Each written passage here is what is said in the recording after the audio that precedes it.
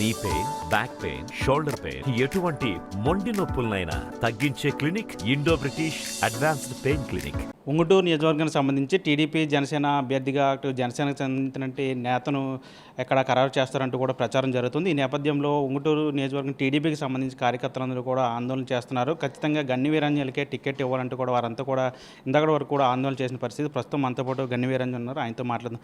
Sir చెప్పండి, మొదటి నుంచి టికెట్ మీకే వస్తుందని అంతా అనుకున్నారు, కానీ ఇప్పుడు జనసేనకు అంటూ కూడా ప్రచారం జరుగుతుంది. మీ కార్యకర్తలు కూడా ఆందోళన చేశారు, ఏం చెప్తారు? మీరు చెప్పినట్లే ఈవేళ ఉదయం మరి తెలుగుదేశం పార్టీకి అనుకూలంగా ఉండేటువంటి ఒక పత్రిక కానీ ఒక ఛానల్ కానీ వార్తలు రావటం, మరి అందులో భాగంగా ఉమ్మడి పశ్చిమ గోదావరి జిల్లాలో 6 సీట్లు జనసేన కేటాయించారని, ఆ 6 సీట్లలో మా ఉంగుటూరు నియోజకవర్గం కూడా జనసేన కేటాయించారని వార్తలు వచ్చినటువంటి సందర్భంలో అవి పూర్తిగా అధికారిక ప్రకటన కాకపోయినప్పటికీ కూడా జనరల్గా ఆ పత్రిక అంటే తెలుగుదేశం పార్టీకి అనుకూలంగా ఉండే పత్రిక కాబట్టి ఖచ్చితంగా ఇటువంటి జరిగిందన్న ఉద్దేశంతో మరి మా ఉంగుటూరు నియోజకవర్గ తెలుగుదేశం పార్టీ కుటుంబం అంతా కూడా ఒకసారిగా రివోల్ట్ అయింది. ఉదయం మరి నా దగ్గరికి ఒక 200-300 మంది కార్యకర్తలు వచ్చి చాలా ఆవేశాలకు మరి లోనైనప్పుడు తప్పనిసరిగా మీరు అటువంటి కార్యక్రమాలకు మనం అయితే తెలుగుదేశం పార్టీ క్రమశిక్షణ గల పార్టీ, మనం ఎక్కడ కూడా అటువంటి కార్యక్రమాలు చేయకూడదని వాళ్ళని సముదాయించే కార్యక్రమంలో భాగంగా మధ్యాహ్నం మరి 3 గంటలకు మనమంతా కూడా మన నియోజకవర్గ విస్తృత స్థాయి సమావేశం పెట్టుకుని మన అభిప్రాయాలన్నీ కూడా మాట్లాడే అధిష్టానానికి చేరవేద్దామని చెప్పి నేను 12 గంటలకు నేను వాళ్ళతో మాట్లాడి 3 గంటలకు మీటింగ్ అంటే మరి 3 గంటలకు వేలాది మందిగా మరి కుటుంబ సభ్యులు, తెలుగుదేశం పార్టీ నాయకులు, కార్యకర్తలు, మండల అధ్యక్షులు, లేకపోతే గ్రామ కమిటీ అధ్యక్షులు, జిల్లా పార్టీలోను, రాష్ట్ర పార్టీలోను, నియోజకవర్గ పరిధిలోను అనేక హోదాల్లో ఉన్నటువంటి అందరూ కూడా రావడం జరిగింది. అందరిది ఒకటే మాట. అయితే ఇక్కడ చంద్రబాబు నాయుడు గారు మరి మా నాయకుడు జనరల్గా మాతో ఇలాంటివి మాట్లాడేటప్పుడు ఏం చేస్తారంటే పొత్తు ధర్మం మనం పాటించాలి కదా అని చెప్పి ఎవరైనా మా నాయకుడే కాదు ఏ నాయకుడైనా సరే అనే మాట. మా వాదన కానీ ప్రత్యేకించి నా వ్యక్తిగత వాదన కానీ పొత్తు ధర్మం నిలబడాలంటే గెలుపుగా మరి ధర్మం పాటించాలి. గెలుపు ధర్మాన్ని మనం పాటించుకోకుండా పొత్తు ఏదో పెట్టేసుకున్నాం, మన పొత్తు అయిపోయింది కదా అని అనుకుని గెలవకోకుండా ఉంటే అది పొత్తు ధర్మానికి మనం విలువిచ్చినట్టు కాదు, పొత్తు ధర్మం కూడా నెరవేరదు ఖచ్చితంగా. పవన్ కళ్యాణ్ గారు ఏమన్నారు, మనం తక్కువ సీట్లలో పోటీ చేసినా సరే 98% స్ట్రైక్ రేట్ ఉండాలని చెప్పి పవన్ కళ్యాణ్ గారు చెప్పినటువంటి సందర్భంలో ఉంగుటూరు నియోజకవర్గంలో మరి ఏ విధంగా వాళ్ళు అక్కడ చేద్దంటే, నేను మరి ఒక నియోజకవర్గ ఇన్ఛార్జి, పైగా నన్ను జిల్లా పార్టీ ప్రెసిడెంట్ ఇచ్చారు నాకు చంద్రబాబు నాయుడు గారు. నాకు మాట్లాడతా కొన్ని పరిధులు ఉన్నాయి కాబట్టి, కొన్ని పరిమితులు ఉన్నాయి కాబట్టి మాట్లాడలేకపోతున్నాను తప్ప ఖచ్చితంగా మరి ఇది ఉంగుటూరు నియోజకవర్గం అంటే తెలుగుదేశం పార్టీకి ఒక సెంటిమెంట్ ఉంది. గత 60 సంవత్సరాలుగా ఉంగుటూరు నియోజకవర్గం ఎవరైతే ఏ పార్టీ అభ్యర్థి గెలుస్తాడో ఇక్కడ ఆ పార్టీయే రూలింగ్లో ఉన్నటువంటి ఒక సెంటిమెంట్ మా నియోజకవర్గంలో ఉంది. ఆ సెంటిమెంట్ను కూడా మా నాయకులు ప్రస్తావించడమే కాకుండా ఈవేళ వైసీపీ మనకి ఏదైతే అధికార పక్షం ఉందో మాకు పోటీ అయితే గన్నాంజలే, ఇంకెవరైనా సరే మాకు ఓర్వన్ సైడ్ అని చెప్పి వాళ్ళందరూ కూడా జబ్బలు జరుపుకున్నటువంటి సందర్భంలో మరి నిత్యం కూడా ప్రజల్లో ఉండి అనేక కార్యక్రమాలకు శ్రీకారం చుడతా ఉండి అధికార పక్షం యొక్క వైఫల్యాలని ప్రజలందరికీ కూడా చెప్పడమే కాకుండా గత నెల రోజులుగా సుమారు 40 గ్రామాలు, సగం నియోజకవర్గం అంతా కూడా బ్రహ్మాండంగా రోజుకి 500, 600, 1000 మందితో మేము ప్రచారం చేస్తూ ఉంటే అదేదో మాకు ఎన్నికల ప్రచారం లేదు, ఎన్నికల్లో గెలిచేసాక విజయయాత్రలాగా చేస్తున్నారు మా నాయకులు, కార్యకర్తలు అందరూ కూడా. మరి ఇంత బ్రహ్మాండంగా చేసేటువంటి మన నియోజకవర్గాన్ని ఆ వార్తలు రావటం జీర్ణించుకోలేని మా కార్యకర్తలంతా కూడా మరి కొద్దిగా ఇబ్బంది పడిన మాట వాస్తవం. వాళ్ళు కూడా చాలామంది మా పదవులకు రాజీనామా చేసేస్తాం, మాకు చాలా ఇబ్బందిగా ఉందని చెప్పిన సందర్భంలో ఎవరు కూడా కంగారు పడద్దు.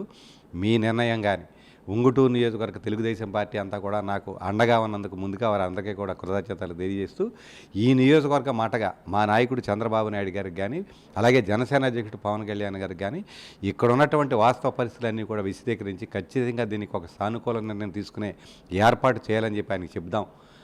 ఖచ్చితంగా మీరు ఏదైతే అనుకున్నారో అది జరిగి తీరుతూ ఉంటుంది. నిజంగా కూడా అటువంటి వాటిలో ఏమైనా కొన్ని ఇబ్బందులు ఉంటే మనం ఒక 2 రోజుల తర్వాత మనం కూర్చొని మాట్లాడుకుందామని చెప్పి అందరినీ కూడా సముదాయించి మరి పంపించిన సంగతి మీరు కూడా చూశారని చెప్పి తెలియజేస్తాం. మీటింగ్ తర్వాత ఒకవేళ మీరు అటు టీడీపీ అధినేతతో కానీ లేదా జనసేనతో అధినేతలతో కానీ మాట్లాడే అవకాశం ఏమైనా ఉందా? దీని మీద ఏమైనా వాళ్ళతో చర్చించే అవకాశం ఉందా ఈ సీటు సంబంధించి? ఖచ్చితంగా ఇదేంటంటే మార్నింగ్ మీరు కూడా చెప్పారు, ఇది అధికారిక ప్రకటన కాకపోయినప్పటికీ కూడా అధికారిక ప్రకటనే అని అందరూ కూడా భావిస్తున్నటువంటి తరుణంలో ప్రకటన అయితే కనుక ఖచ్చితంగా మేము మరి నేను గట్టిగా మాట్లాడాల్సిన పరిస్థితి అయితే ఉంటుందని చెప్పి నేను అనుకుంటా ఉన్నాను.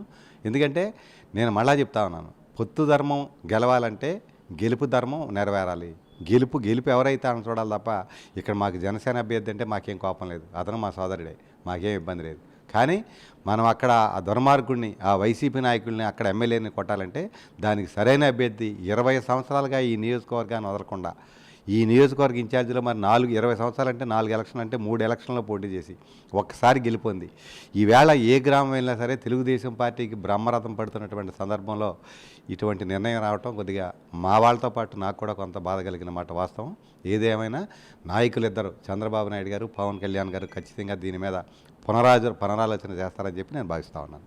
అంటే కార్యకర్తలకు ఏం చెప్పారో వాళ్ళు మార్నింగ్ నుంచి కూడా వారితో మాట్లాడుతున్నారు. మీరు వాళ్ళు ఏం డిమాండ్ చేస్తున్నారు ప్రధానంగా, వాళ్ళకి ఎలా నచ్చ చెప్పారు మీరు? ఏ పార్టీ కార్యకర్త అయినా, ముఖ్యంగా తెలుగుదేశం పార్టీ కార్యకర్తలు, నేనంటే ఎంతో ప్రేమాభిమానులతో ఉండే కార్యకర్తలు, నిత్యం కూడా మరి మేమంతా కూడా అన్నదమ్ముల్లా ఉండేటువంటి మా నాయకులు కార్యకర్తలంతా కూడా ఖచ్చితంగా మీకే సీట్ రావాలని, మరి అటువంటి సందర్భంలో ఒకళ్ళిద్దరు కూడా ఏవో మీరు ఇండిపెండెంట్గా వేయాలనో లేదా ఇంకోటి చేయాలని చెప్పి అన్న సందర్భాలు కూడా ఉన్నాయి. అయితే వాళ్ళందరికీ కూడా తెలుగుదేశం పార్టీ అంటే ఒక క్రమశిక్షణ గల పార్టీ.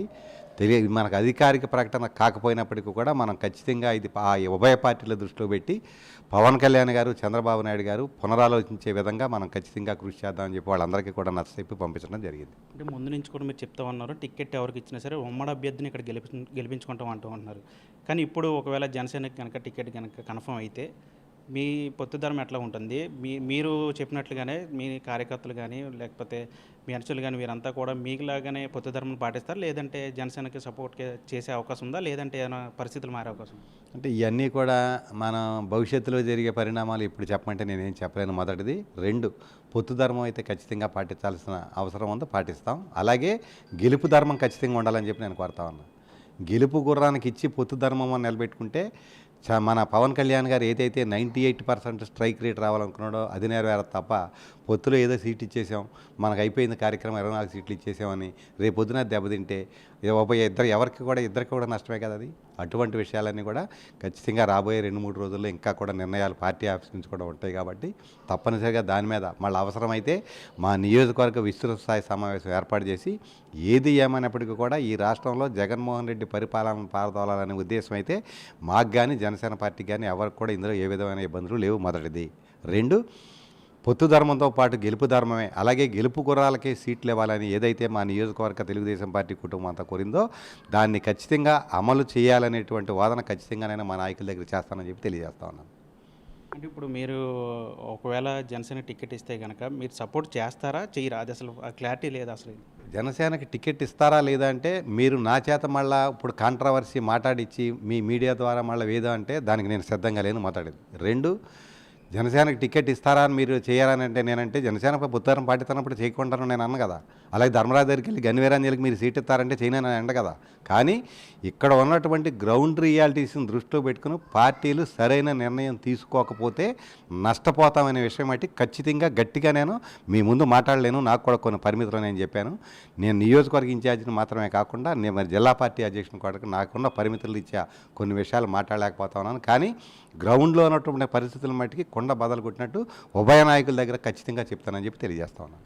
అంటే చాలామంది మన మొదటి జాబితా విడుదల చేసిన తర్వాత కూడా చూసాం, కొంతమంది జనసేన నేతలు కానీ టీడీపీ నేతలు కానీ పార్టీని వీడిన పరిస్థితులు ఉన్నాయి. సింగిల్గా పోటీ చేస్తాం, ఇండిపెండెంట్గా పోటీ చేస్తామని కూడా చెప్తున్నారు. ఒకవేళ మిమ్మల్ని ఎమ్మెల్యేగా చూడాలని మీ కార్యకర్తలు అంతా అనుకుంటున్నారు కాబట్టి ఒకవేళ అలాంటి పరిస్థితి వస్తే మీరు ఇండిపెండెంట్గా పోటీ చేస్తే లేదా పార్టీ ఏమైనా మారే అవకాశం? పార్టీ మారటాలు, ఇండిపెండెంట్గా పోటీ చేయటాలు ఏమీ లేవు మా దృష్టిలో. ఇవన్నీ మీకు మసాలా కావాలంటే చెప్పించడం కోసం తప్ప మా దగ్గర అటువంటి ఏమి లేవు.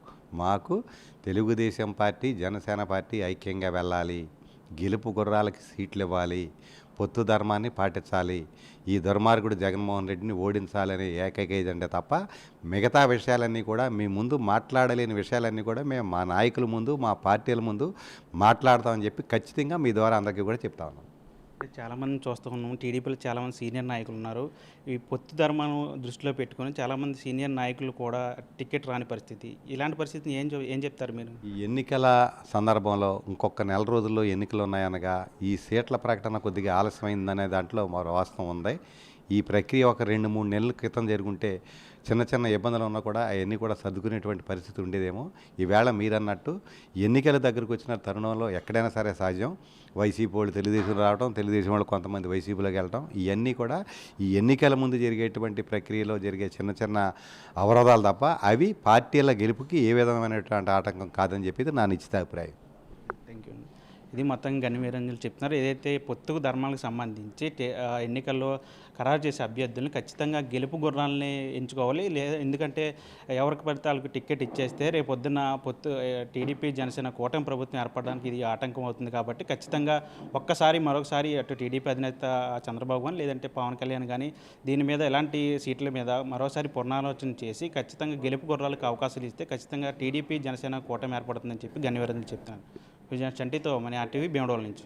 మరిన్ని వీడియోస్ కోసం ఛానల్ ని సబ్స్క్రైబ్ చేయండి. లేటెస్ట్ అప్డేట్స్ కోసం వాట్సాప్ ఛానల్ ని ఫాలో చేయండి. అండ్ లింక్ డిస్క్రిప్షన్ లో ఉంది.